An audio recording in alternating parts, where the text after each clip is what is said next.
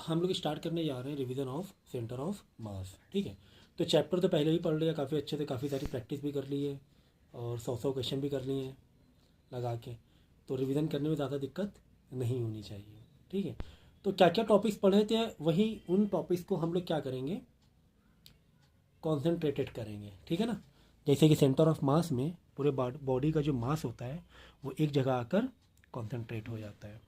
ठीक है, so topics to covered understanding of COM, मतलब समझेंगे COM of multi particle system, मतलब अलग अलग अगर पॉइंट मास हैं तो उनको उनमें कैसे हम सेंटर ऑफ मास निकालेंगे।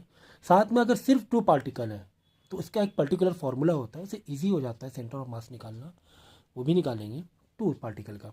Then centre of mass of continuous mass और डिस्ट्रीब्यूशन, यानी कि बॉडी अगर रिजिड है और मास चारों तरफ फैला हुआ है तो उसका सेंटर ऑफ मास कैसे निकालना है, इसका फॉर्मूला हम लोग समझेंगे। Then centre of mass of standard bodies.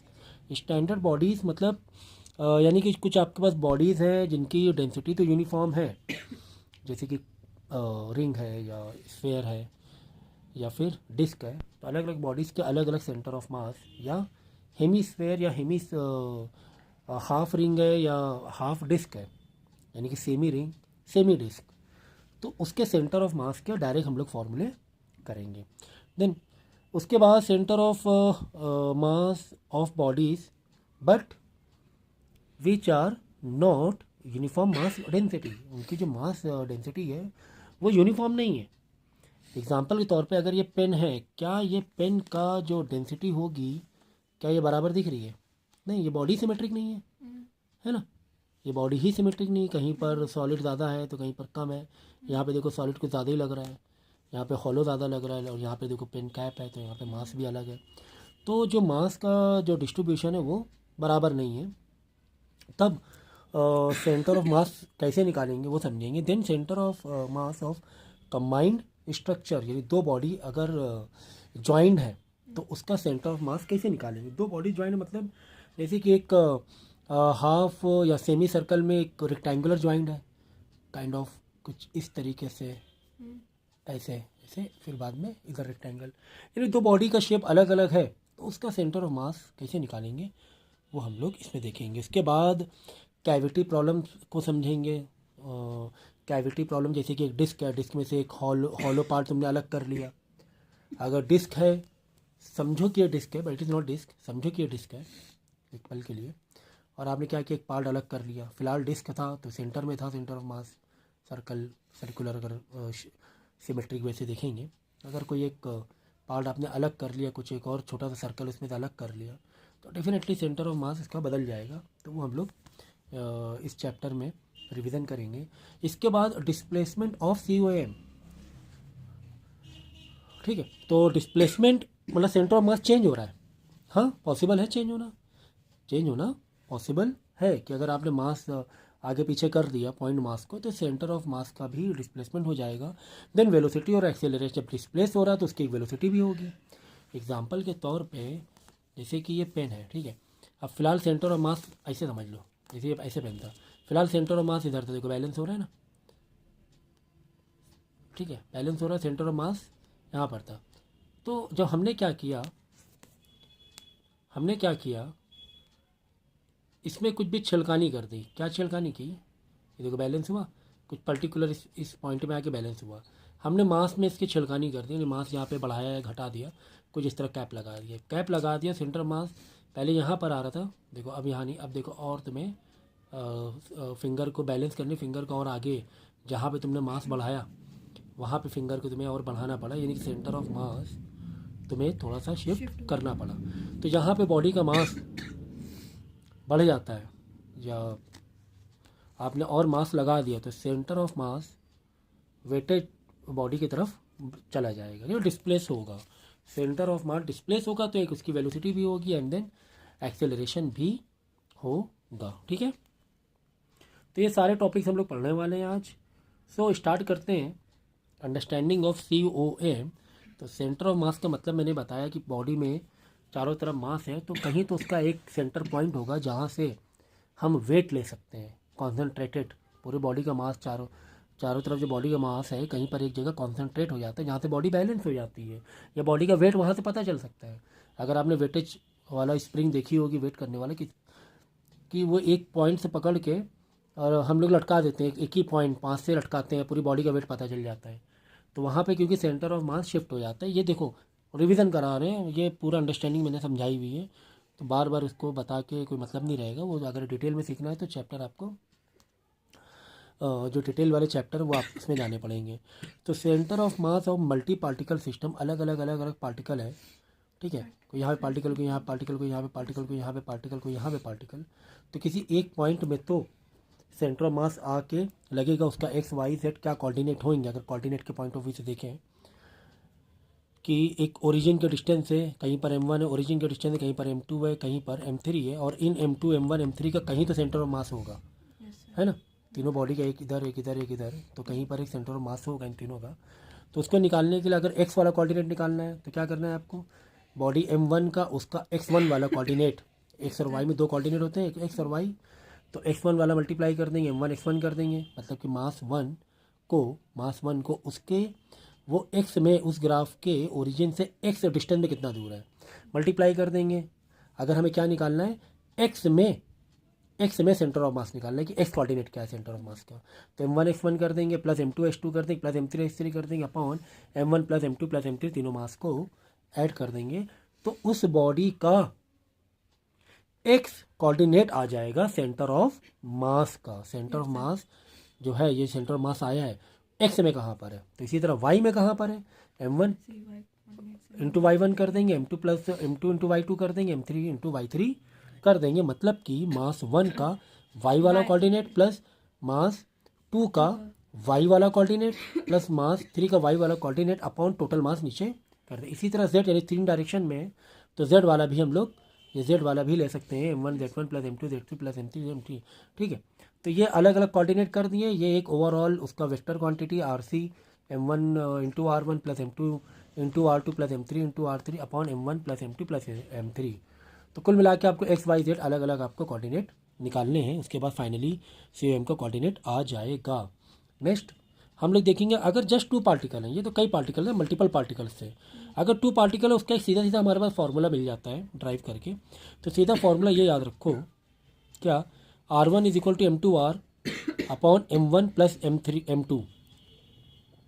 देखो हमने क्या करना है, एग्जाम्पल के तौर पे हमें एक्स कोऑर्डिनेट निकालना है, सेंटर ऑफ मास का इनका एक्स कोऑर्डिनेट निकालना है। तो हम क्या करेंगे, m2 से मल्टीप्लाई करेंगे टोटल डिस्टेंस का, टोटल आर का, ठीक है ना, टोटल आर का। तो हमारे पास R1 आ जाएगा, R1 मतलब m1 से सेंटर ऑफ मास के बीच में कितना डिस्टेंस है वो R1 हुआ, सीधा निकल जाएगा, ठीक है ना। इसी तरह m2 का सेंटर ऑफ मास से कितना डिस्टेंस, तो R2 is equal to m1 का मल्टीप्लाई इस पूरे डिस्टेंस से करेंगे मल्टीप्लाई, मास 1 का। देखो m2 का क्या निकालना है, हमें निकालना है m2 से सेंटर ऑफ मास के बीच का डिस्टेंस कितना है, कि बॉडी जो सेकंड बॉडी है उसका सेंटर ऑफ मास कितना दूर है उससे। तो क्या करेंगे, m1 से मल्टीप्लाई करेंगे टोटल डिस्टेंस, m1 m2 के टोटल डिस्टेंस r से अपॉन m1 प्लस m2 कर देंगे, तो डायरेक्ट आ जाएगा, क्या आ जाएगा, डायरेक्ट आपका R1 और R2 निकल आएगा कि वो बॉडी सेंटर ऑफ मास से कितना दूर है पहली बॉडी, और R2 मतलब दूसरी वाली बॉडी सेंटर ऑफ मास से कितना दूर है, डायरेक्ट डिस्टेंस निकल आएगा। तो ये काफ़ी इजी पड़ जाता है, ठीक है ना। तो साथ ही में एक और रिलेशन आपको मिल जाएगा, M1 R1 का जो प्रोडक्ट होता है वो M2 R2 के बराबर होता है, M1 इंटू R1 का आंसर बराबर आएगा M2 इंटू R2 के, ठीक है ना। सो एग्जाम्पल के तौर पे जैसे कि देखो कोई बॉडी है 2 kg की, वो ओरिजिन से तो 5 मीटर अवे है, ठीक है ना, नहीं ओरिजिन मतलब कि हाँ चलो एक बॉडी को हम, देखो ये पूरे कॉन्सेप्ट में आपको मालूम होना चाहिए, पूरे जो COM के कॉन्सेप्ट में एक बॉडी को हम ओरिजिन में लेके चलते हैं कि वहीं से 0 स्टार्ट हुआ है, ठीक है। तो एक बॉडी तुम्हारा 4 kg की ओरिजिन में, दूसरी बॉडी 2 kg है, ठीक है। दोनों बॉडी के बीच का जो टोटल डिस्टेंस है 5 मीटर है, टोटल डिस्टेंस कितना है 5 मीटर है, ओके। तो हम पहले क्या करेंगे, R1 देखो अभी एक्स वाई नहीं निकल पाएगा, अभी तो बस एक रिजल्टेंट ही निकलेगा कि सेंटर ऑफ मास मान लिया यहाँ पर कहीं है, कहीं पर भी हो सकता है यहाँ जाए, तो हमने मान लिया यहाँ पर है। तो मास यानी 4 kg वाली बॉडी सेंटर ऑफ मास से कितना दूर है, यही तो है ना, यही तो है कि R1 मतलब ये हमें R1 निकालना है, मतलब M1 कितना दूर है COM से, M1 कितना दूर है COM से। वैसे यहाँ पर 4 kg सेंटर ऑफ मास से कितना दूर है, इसको निकालने के लिए इस डिस्टेंस को ले लिया R1, तो R1 इज इक्वल टू क्या करते हैं हम लोग, M2 का मल्टीप्लाई टोटल डिस्टेंस से करते हैं अपॉन फिर नीचे टोटल मास 2 + 4 6 kg रख देंगे, तो ये आ जाएगा 5/3 मीटर है। ये डिस्टेंस आ गया 5/3, ये डिस्टेंस 5/3 आया, लेकिन सेंटर ऑफ मास का XY कोऑर्डिनेट नहीं आया अभी, ये डिस्टेंस आया है। तो XY कोऑर्डिनेट निकालना तो बहुत ईजी है सर। कैसे कि हमें रिजल्टेंट मालूम है, हम रिजल्टेंट का अगर ये वाला कंपोनेंट ले लें, एंगल दिया हुआ 37 डिग्री, ये कंपोनेंट मतलब कि एक्स वाला कंपोनेंट, तो एक्स वाला कंपोनेंट क्या करते थे हम लोग, रिजल्टेंट से कॉस से मल्टीप्लाई कर लेते थे, ये वाले में कॉस से मल्टीप्लाई कर लेंगे। अब वाई वाले निकालना है तो साइन से मल्टीप्लाई कर देंगे, तो रिजल्टेंट कितना आया 5/3 मीटर, तो 5/3 मीटर का कॉस 37 से मल्टीप्लाई कर देंगे, तो एक्स कोऑर्डिनेट आ जाएगा, एक्स कोऑर्डिनेट। इसी तरह 5/3 का वाई वाले यानी कि साइन वाले से मल्टीप्लाई कर देंगे तो वाई वाला कोऑर्डिनेट आ जाएगा। कॉस 37 वैल्यू डालना तो आ जाएगा आंसर, साइन 37 की वैल्यू डालना तो आंसर आ जाएगा। ये बात समझ में आ गई ना। तो R1 निकाला, एक्स वाई नहीं निकाला। देखो यहाँ पर क्या है, यहाँ पर डायरेक्ट आपको XYZ कोऑर्डिनेट निकालना सीखा है हमने, लेकिन जब दो पार्टिकल अगर है सिर्फ, तो हम डायरेक्ट ये फॉर्मूले से भी कर सकते हैं। तो R1 जो होगा वो डिस्टेंस आएगा, XY कोऑर्डिनेट नहीं आएगा। XY के लिए बाद में cos 37 साइन 37 आपको करना पड़ेगा, जो भी एंगल आपको दिया हुआ, तब जाकर एक्स और वाई कोऑर्डिनेट आएगा। अगर एंगल नहीं दिया है तो इस फॉर्मूले से कोऑर्डिनेट नहीं आएगा, एक्स और वाई कोऑर्डिनेट नहीं आएगा। एंगल मालूम होना ओरिजिन से ज़रूरी है, ठीक है। तो बॉडी अगर जस्ट एक्स में ही होती तब तो कोई दिक्कत ही नहीं होती, डायरेक्ट आंसर ही आ जाता एक्स वाला। अगर 2 kg यहाँ पर होता, 2 kg यहाँ पर होता, तो डायरेक्ट ये जो मिलता R1 वो एक्स वाला कोऑर्डिनेट ही होता, वाई वाला 0 हो जाता, फिर ऊपर नीचे नहीं ना। अगर एक्स में ही है तब तो ठीक है, कोई दिक्कत नहीं थी, ठीक है। तो इसी तरह अब हम पढ़ेंगे COM of continuous mass distribution, मतलब कि बॉडी में अभी तक हम लोग क्या कर रहे थे, अभी हम लोग पॉइंट मास ले रहे थे कि कोई पॉइंट मास है, कोई पॉइंट मास है। अब हम क्या, पूरी बॉडी है, अब पूरी बॉडी तो कहीं तो उसका सेंटर ऑफ मास कहीं पर तो होगा, कहीं कोई अब पॉइंट मास तो नहीं है। एक बॉडी है, चारों तरफ से मास फैला हुआ है ना, कॉन्टीन्यूअस मास डिस्ट्रीब्यूशन है। तो ऐसे में हम लोग क्या करेंगे, इस बॉडी का एक छोटा सा DM ले लेंगे, इस पूरी बॉडी मास का कैपिटल M का छोटा सा DM ले लेंगे। तो कैसे निकालेंगे, RC = RDM, छोटा सा मास का इंटीग्रेशन करेंगे, पूरा मास आ जाएगा, अपॉन नीचे DM, नीचे टोटल मास, तो DM का इंटीग्रेशन मतलब टोटल मास का इंटीग्रेशन। यहाँ पे R × DM से मतलब अगर XYZ में समझो। देखो अगर हमें एक्स कोऑर्डिनेट निकालना है COM का, एक्स कोऑर्डिनेट कैसे निकालेंगे, इंटीग्रेट कर देंगे छोटे से DM का मल्टीप्लाई एक्स डिस्टेंस है कि वो एक्स में कितना दूर है ना। यही तो हम लोग करते हैं यहाँ पर भी, यहाँ पर यही कर रहे हैं। देखो M1 × X1, तो यहाँ पर वही क्या है कि एक्स वाला जो डिस्टेंस है वो, लेकिन M में DM लेंगे, क्यों, क्योंकि पॉइंट मास नहीं है, चारों तरफ मास फैला हुआ है। फिर बाद में इंटीग्रेट करेंगे तो पूरे बॉडी का मास हो जाएगा, अपॉन छोटे से मास का इंटीग्रेशन, ठीक है ना। इस तरह YC में दोनों साइड इंटीग्रेट कर देंगे, ऊपर नीचे इंटीग्रेट कर देंगे तो YDM अपॉन DM। इसी तरह अगर Z वाला कोऑर्डिनेट निकाला, ZDM, Z × Z मतलब Z वाला डिस्टेंस इंटू DM, छोटा सा मास का integration upon integration of DM। तो ये चीज़ें हम लोग करेंगे। तो यहाँ से कॉन्टीन्यूअस मास डिस्ट्रीब्यूशन का ये आ जाएगा, XYZ कोऑर्डिनेट आ जाएंगे, ठीक है ना। Now COM of standard bodies यानी यूनिफॉर्म मास डिस्ट्रीब्यूशन, ठीक है ना। अब यानी कि स्टैंडर्ड बॉडी, अलग अलग बॉडीज़ हैं तो सबके सेंटर ऑफ मास भी अलग अलग होंगे। सर्कल में समझ में आता है कि सर्कल है अगर तो बीच में होगा, लेकिन अगर सेमीकंडक्टर सेमी सर्कुलर रिंग है, सेमी सर्कुलर डिस्क है, या फिर हॉलो हेमीस्फेयर है, अगर स्फेयर है तो समझ में आता है कि बीचों बीच में होगा। अगर यूनिफॉर्म है, यूनिफॉर्म मास है, यूनिफॉर्म मास मतलब चारों तरफ मास बराबर डेंसिटी है, तो ठीक है। तो ये वाले फॉर्मूले हमें याद रखने पड़ेंगे अलग अलग बॉडीज़ के, और मैं इसका एक ट्रिक भी बता दूंगा बाद में कि अलग अलग आपको कैसे याद करने हैं।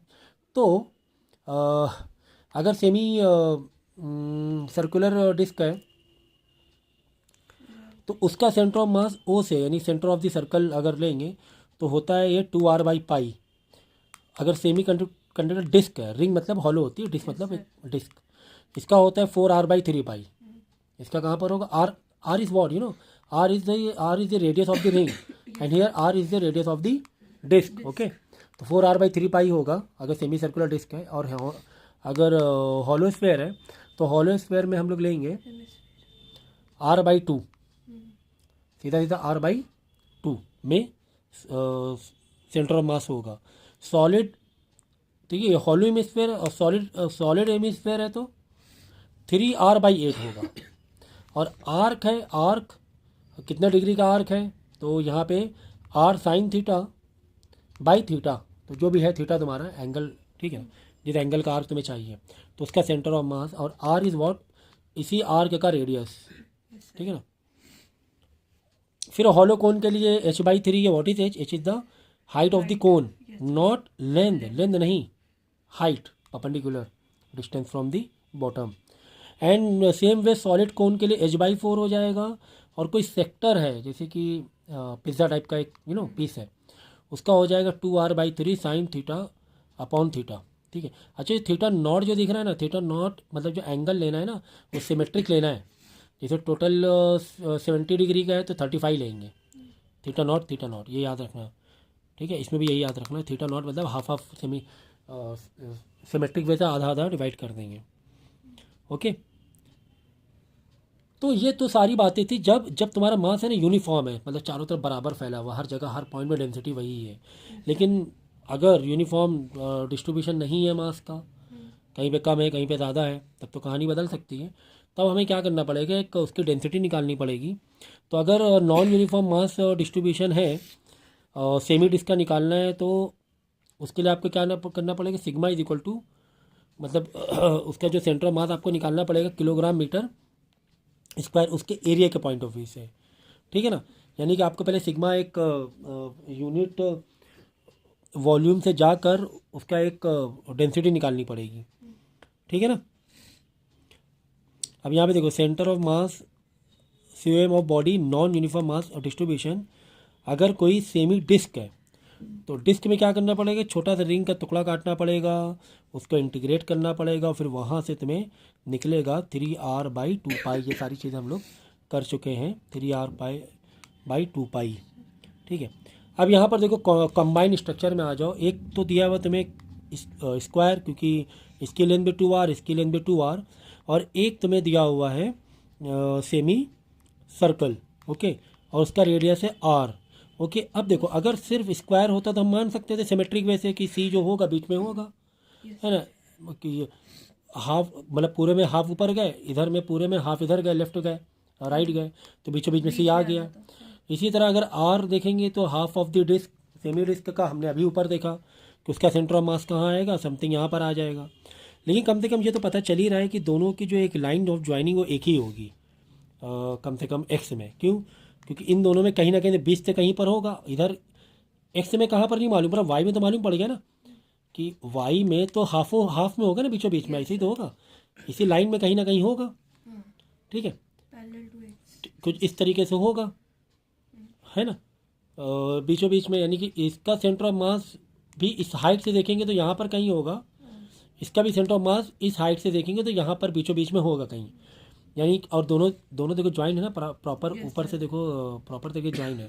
ऐसा नहीं है कि वो बाहर जा रहा है, इधर से रिंग बाहर जा रही है। दोनों का जो स्टार्टिंग और एंडिंग का जो हॉरिजेंटल लाइन है वो सेम है, यानी सी का एक लाइन कहीं ना कहीं होगा, ठीक है ना। ये तो हमें समझ में आ रहा है। तो यहाँ से हम लोग क्या करेंगे, एक इसका centre of mass C centre में ले लिया और इसका सेंटर ऑफ मास कहीं पर एक आगे ऊपर ले लिया, लेकिन इन दोनों का लाइन एक ही होगा। ये तो एक लॉजिकली लग रहा है ना। ये सिमेट्रिक है ना डिस्क, इसको है ना हाफ मोड़ो, इसे पेपर का टुकड़ा है, उसको फोल्ड ऐसे करो, ऐसे फोल्ड करो, कहीं ना कहीं बीचों बीच में ऐसे लाइन मिल जाएगी। इसको भी पूरे फिगर को जस्ट सिमेट्रिक वे से फोल्ड करो, ऐसे ऐसे करके ऐसे फोल्ड कर दिया, एक ही लाइन मिलेगी नहीं मिलेगी। यानी कि C1 या C2 या C1 जैसा चाहो ले लो, चाहे आप इसको C1 इसको C2 ले लो, या इसको C या इसको C1 ले लो, जैसे चाहे वैसे आप सिंबल दे दो कि एक लाइन मिल जाएगी। अब बस यहाँ से कहानी स्टार्ट हो जाएगी। अगर इन्हीं दोनों के बीच में समझो कि यहाँ इस बॉडी का कॉन्सेंट्रेटेड मास यहाँ पर है, पूरा मास है ना यहाँ पर है, इस बॉडी का पूरा मास यहाँ पर है, बस इन दोनों के बीच में सेंटर ऑफ मास ढूंढ लो, वही पूरे बॉडी का सेंटर ऑफ मास हो जाएगा, ठीक है ना। ओके, तो हमने क्या किया, M1 M2, इस बॉडी का M1 ले लिया, इस बॉडी का M2 ले लिया, यहाँ पे C1 ले लिया। अब दो बॉडी इसका कैसे निकालते हैं तो हमें पता ही है कि इसको हमें कैसे निकालना होता है, ठीक है। कौन वाले तरीके से निकाल लेंगे, या तो आप x1 x2 वाले तरीके से भी जा सकते हो, ये शुरुआत में फॉर्मूला बताया था, या अगर आपको 2 पॉइंट मास है तो डायरेक्ट यहाँ से, यानी यहाँ से सेंटर ऑफ मास कितना दूर बैठा हुआ है, दो बॉडी का एक फार्मूला बताया था। क्या फार्मूला बताया था? R1 is equal to m2 into पूरे का डिस्टेंस। बताया था नहीं बताया था?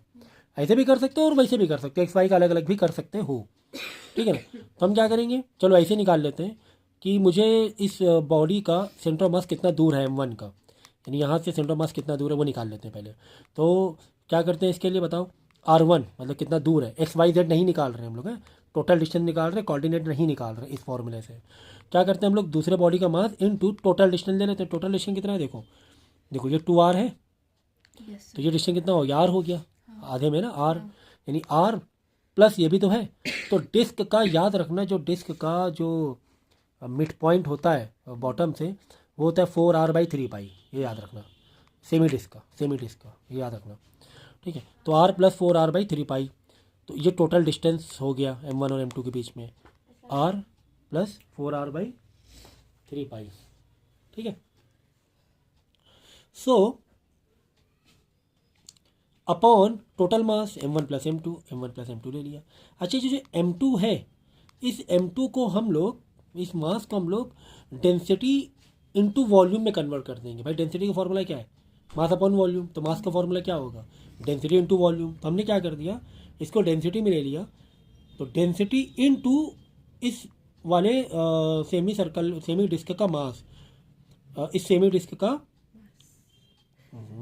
मास अपॉन एरिया, क्योंकि ये तो 3D नहीं ना, 2D फिगर है ना, तो मास अपॉन एरिया ऐसे ले लेंगे, ठीक है ना। देखो density is equal to mass upon area, volume नहीं ना, वॉल्यूम होता है तो वॉल्यूम से करते, तो एरिया सेमी डिस्क का एरिया, पूरे सर्कल का एरिया πr² होता है, तो सेमी डिस्क का πr² डिवाइड बाई 2, तो density into area πr² divide by 2। तो m2 की जगह हमने उसका डेंसिटी से के फॉर्म में चेंज कर दिया हम लोगों ने, ठीक है ना।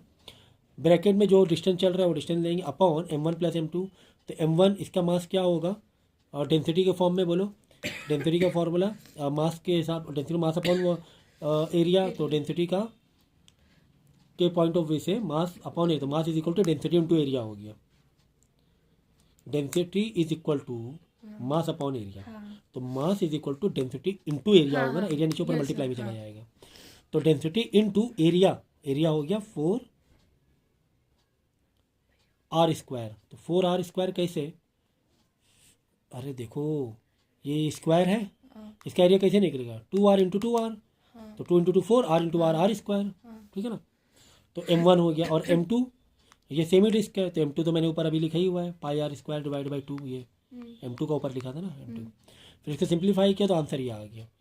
तो ये आंसर जो आया है ये कोऑर्डिनेट नहीं आया है, फिर से समझ लो, ये कौन वाले फॉर्मूले से किया कि m1 सेंटर ऑफ मास से कितना दूर है, वो निकाला है, m1 सेंटर ऑफ मास से कितना दूर है, ठीक है ना, ये निकाला है हम लोगों ने, तो ये आ गया आंसर। तो अगर हम इसको मान रहे हैं कि x में ही रखा हुआ है, y में है ही नहीं, तो ये इसका कोऑर्डिनेट भी हो जाएगा फिर एक तरीके से, है ना। ये बॉडी हमने माना कि x में ही है, तो इस तरीके से निकाल सकते हैं। वैसे मैंने अपने डिटेल लेक्चर में भी दूसरे वाले फॉर्मूले से भी क्यों करवाया हुआ है कि इसको ओरिजिन मान के इनका एक्स वाई जैसे निकालते हैं वैसे निकालना, ठीक है। अब देखो ये बहुत इंपॉर्टेंट है, CO mean cavity problem. Cavity अगर देखो, अगर ये समझो एक डिस्क है, अगर ये डिस्क हॉलो, ये जो कटा हुआ है ना, ये कटा हुआ नहीं होता तो इसका डेफिनेटली सेंटर ऑफ बीचों बीच में होता, लेकिन इसको हमने काट दिया, अलग कर दिया, यहाँ से मास अलग कर दिया, यहाँ का मास ज़्यादा हो गया, तो डेफिनेटली जहाँ का मास ज़्यादा है वहाँ सेंटर ऑफ मास शिफ्ट हो जाता है, इधर कहीं शिफ्ट हो गया होगा। तो देखो हमने यहाँ पे कितना काटा, टोटल बड़े वाले सर्कल का रेडियस r था, कैपिटल R था, हमने r/2 के बराबर, हमने r/ मतलब इतना काटा, इतना बड़ा सर्कल काटा कि उसका रेडियस क्या है, r/2 है, इतना काटा कि इस रेडियस का आधा रेडियस हो गया, ठीक है ना। यानी कि छोटे वाले सर्कल का जो डायामीटर है, छोटे वाले सर्कल जो काट के अलग किया जिसका उसका जो डायामीटर है वही बड़े वाले सर्कल का रेडियस है। देखो ऐसे बड़े वाले सर्कल रेडियस तो छोटे वाले का इतना हमने कट कर दिया, ठीक है। अब इसको भी हम दो मेथड से कर सकते हैं। एक मेथड तो मैंने बताया था, नेगेटिव मास के तरीके से कर लो, ज़्यादा बेहतर होता है, ठीक है। तो चलो देखते हैं। तो अब हम लोग क्या करेंगे मालूम है, कुछ ऐसे करेंगे हम लोग, इसे मान लेंगे कि ये समझो पूरा मास है, लाइक पूरी बॉडी है, कटी हुई नहीं है, तो इसका सेंटर ऑफ मास कहाँ पर है, यहाँ पर है बीचों बीच में, इसको ओरिजिन मान लिया 0 0, ठीक है, एक ये। दूसरा एक मान लो कि एक और है रिंग और इसका सेंटर ऑफ मास यहाँ पर है, ठीक है। देखो इसका हमने ओरिजिन 0 0 मान लिया, ये मैंने कॉन्सेप्ट बताया था कि एक पॉइंट पे तुम 0 0 मान सकते हो। अगर ये 0 0 है तो इसका कितना हो जाएगा, देखो यहाँ से आगे गए तो एक्स वाला क्या हो गया r/2, ये डिस्टेंस कितना है, ये टोटल r डिस्टेंस है। तो इसका बीच वाला पॉइंट क्या हो जाएगा, r/2 ही तो होगा। तो इस छोटे वाले सर्कल में देखोगे x वाला जो कोऑर्डिनेट है इसके रेफरेंस से पूरा अगर डिस्टेंस r है तो x वाला कोऑर्डिनेट r/2, y ऊपर नीचे बढ़ा ही नहीं तो y वाला 0 रख लो।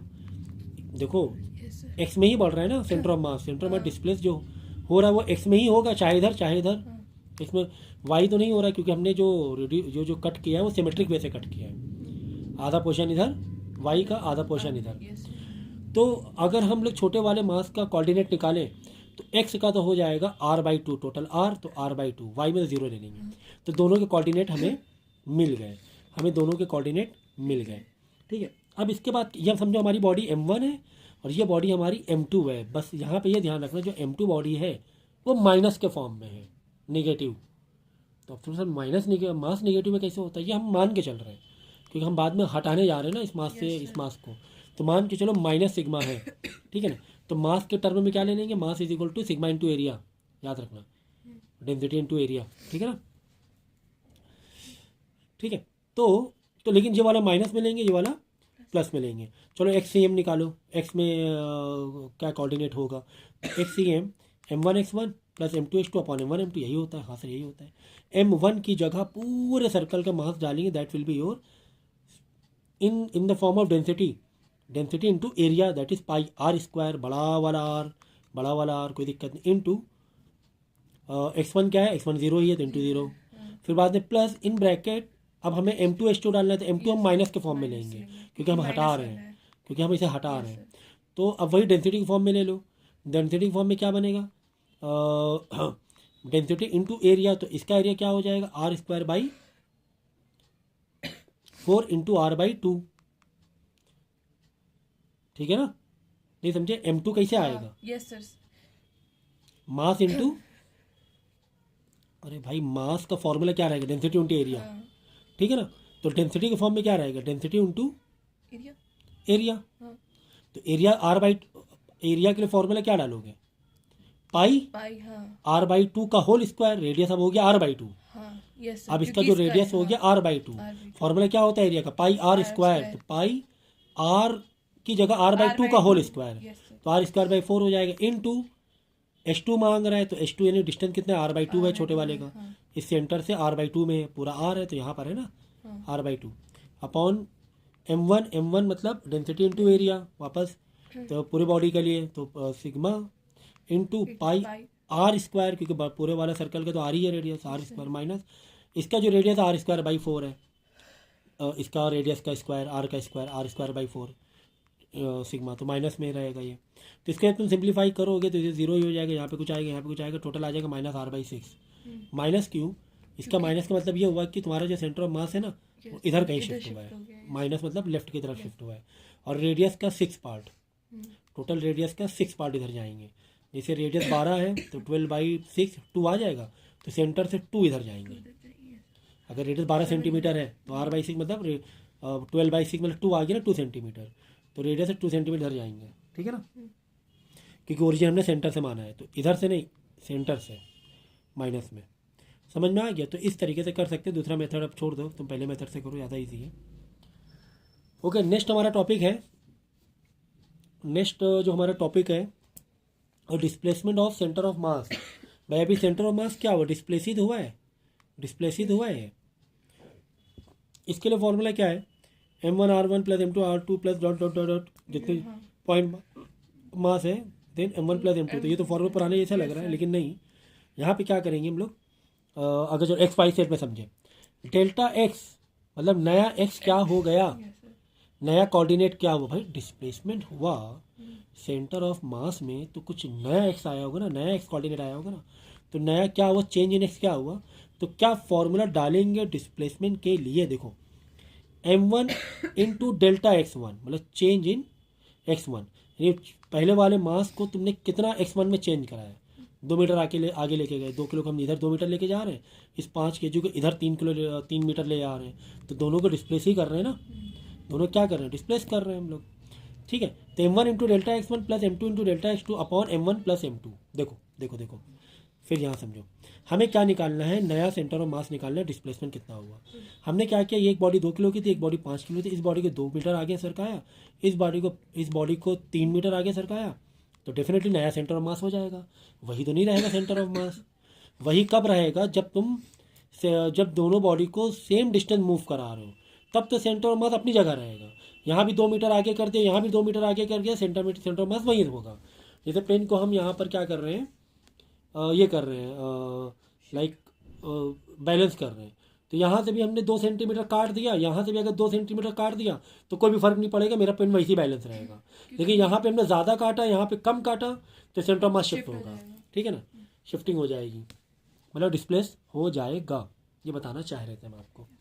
सो हमने देखो m1 को 2 मीटर आगे बढ़ाया, तो m1 कितना है, 2 किलो, बढ़ाया कितना, x में राइट वर्ड 2 मीटर बढ़ाया, तो 2 इंटू 2, 2 किलोग्राम इंटू 2 मीटर, क्योंकि 2 मीटर आगे ले गए, plus m2 into delta x2, m कितना है 5 किलो, और डेल्टा x2 3 मीटर लेफ्ट की तरफ ले गए, तो लेफ्ट आप ले जाओगे, अगर ग्राफ में देखेंगे लेफ्ट में जाना मतलब -3 है ना, अपोजिट डायरेक्शन से भी समझ सकते हो इसे कि इधर -3 आया, तो 5 इंटू -3, ठीक है ना, क्योंकि समझ लो ना आप बात को। अगर इस मास को अगर हम राइट में ही शिफ्ट करते, इसको भी राइट इसको भी राइट, तो दोनों के लिए पॉजिटिव ही आता राइट में, लेकिन हमने क्या किया, 5 किलो को अपोजिट यानी कि एक्स के लेफ्ट में जा रहे हैं हम लोग, इधर आ रहे हैं, इधर आना मतलब नेगेटिव होना, तो -3, इसको सिंप्लीफाई किया तो -11/7 मीटर, ये क्या आ गया, ये आ गया सेंटर ऑफ मास, नया नहीं, एक्स में डिस्प्लेसमेंट इतना हुआ है, एक्स में इतना डिस्प्लेसमेंट हुआ, -11/7 का डिस्प्लेस हुआ, मतलब जहाँ पर सेंटर ऑफ मास था उसके रेफरेंस से माइनस मतलब इधर गया, लेफ्ट में गया, कितना, -11/7 समथिंग 1 मीटर समथिंग कुछ आगे गया, 1 पॉइंट समथिंग आगे गया कुछ, अगर 11/7 को डिवाइड कर लो, समझ गया ना, लेफ्ट की तरफ गया, क्योंकि माइनस में आंसर आ रहा है, अगर प्लस में आंसर आता तो समझो कि राइट में जाता सेंटर ऑफ मास। तो -11/7 कोई कोऑर्डिनेट नहीं है, ये आपको ये बता रहा है कि सेंटर ऑफ मास ओरिजिन से, सॉरी, जो सेंटर ऑफ मास था पुराना, जो बाय डिफ़ॉल्ट था, जब बॉडी को तुमने छेड़खानी की, आगे पीछे खसकाया, तो सेंटर ऑफ मास से यहाँ से माइनस है, तो लेफ्ट की तरफ 11/7 बढ़ गया आगे, क्योंकि डेल्टा है, देखो ठीक है ना, चेंज कितना हुआ, तो लेफ्ट के तो -11/7 हुआ। ठीक है, समझ में आ गया, और ये मैंने डिटेल लेक्चर में करवाया हुआ भी है पूरा। सो वेलोसिटी यानी एक्सेलरेशन, अब डिस्प्लेस हुआ तो डेफिनेटली उसकी वेलोसिटी भी होगी, भाई जितनी तेज़ी तुमने डिस्प्लेस किया उतनी वेलोसिटी भी होगी। तो वेलोसिटी कैसे आती है, और डिस्प्लेसमेंट को डिफ्रेंशिएट करके वेलोसिटी आ जाती है। तो VCM यानी वेलोसिटी ऑफ सेंटर मास, यानी सेंटर मास कितनी तेज़ी से आगे पीछे बढ़ रहा है, m1 इंटू V1, मतलब m1 V1, m1 मतलब बॉडी मास 1, V1 मतलब उस बॉडी को जिससे तुमने सरकार है वो किसकी वेलोसिटी क्या है, तो plus m2 V2 upon dot upon m1 plus m2, ठीक है, इस तरीके से, यानी उस बॉडी का मास, उस बॉडी की वेलोसिटी जिस तरह तुम मूव करा रहे हो, तो वो सेंटर ऑफ मास का भी वेलोसिटी उसी हिसाब से होगा। इसको तुम डिफ्रेंशिएट कर दोगे तो क्या आ जाएगा, एक्सेलरेशन आ जाएगा, सेंटर ऑफ मास का एक्सेलरेशन कितना हो रहा है, तो m1a1 plus m2 into a2 plus dot upon m1 plus m2, नीचे टोटल मास। ठीक है, अब क्या करोगे, अगर m1 m2 सारे मास को इकट्ठा कर देंगे, ओवरऑल पूरी बॉडी का मास हो जाएगा, पूरे सिस्टम का मास हो जाएगा, इधर लाके तो यानी छोटे छोटे m1 कैपिटल M बन जाएगा, पूरी बॉडी का मास बन जाएगा। जब इधर लाके क्या मल्टीप्लाई करो m इंटू ए हो जाएगा, यानी m इंटू ए ही तो फोर्स होता है, m इंटू ए ही तो फोर्स होता है, तो छोटे छोटे m मिला के कैपिटल M बन गया, और यहाँ लाके मल्टीप्लाई करा दिया, यानी कि जो छोटे छोटे बॉडी का एक्सीलरेशन और उनके छोटे छोटे बॉडी का मास का सबमिशन ही फोर्स होता है, तो ये F नेट आ जाएगा। ठीक है ना, अब F4 से हम लोग क्या निकाल सकते हैं, मोमेंटम भी निकाल, क्योंकि फोर्स होता ही क्या है, फोर्स मतलब क्या, change in momentum upon with respect to time, यही तो फोर्स होता है, यही तो फिर मास इंटू एक्सेलरेशन का फॉर्मूला आता है। तो F नेट 0 रहेगा अगर एक्सेलरेशन 0 है, अगर वेलोसिटी कांस्टेंट है, वेलोसिटी अगर कांस्टेंट होती है तो होता क्या है कि एक्सेलरेशन 0 हो जाता है, मतलब अभी 20 मीटर पर सेकेंड में थे, 3 मिनट बाद ही 20 मीटर पर सेकेंड में ही हो, तुम स्पीड बढ़ा ही नहीं रहे हो, मतलब एक्सेलरेशन 0 है, स्पीड 20 मीटर पर सेकेंड ही है, लेकिन एक्सेलरेशन क्या हुआ, 0 हुआ। भाई चेंज इन वेलोसिटी को एक्सेलरेशन बोलते हैं, वेलोसिटी चेंज ही नहीं हो रही है, तो एक्सेलरेशन 0 रहेगा, एक्सेलरेशन 0 मतलब फोर्स नेट 0, ठीक है ना। तो यानी कि जो तुम्हारा मोमेंटम है वो कांस्टेंट रहेगा। मोमेंटम क्या रहेगा, मतलब वेलोसिटी कांस्टेंट तो मोमेंटम भी कांस्टेंट। कोई ट्रक है वो 50 मीटर पर सेकंड से आ रहा है, आगे भी 2 4 10 सेकंड 50 मीटर पर सेकंड में ही है, मतलब उसकी वेलोसिटी कांस्टेंट है, मतलब उसका एक्सेलरेशन जीरो है। एक्सेलरेशन जीरो मतलब फोर्स वो कुछ भी एक्स्ट्रा नहीं लगा रहा है, एक्सेलरेट गाड़ी को नहीं कर रहा है।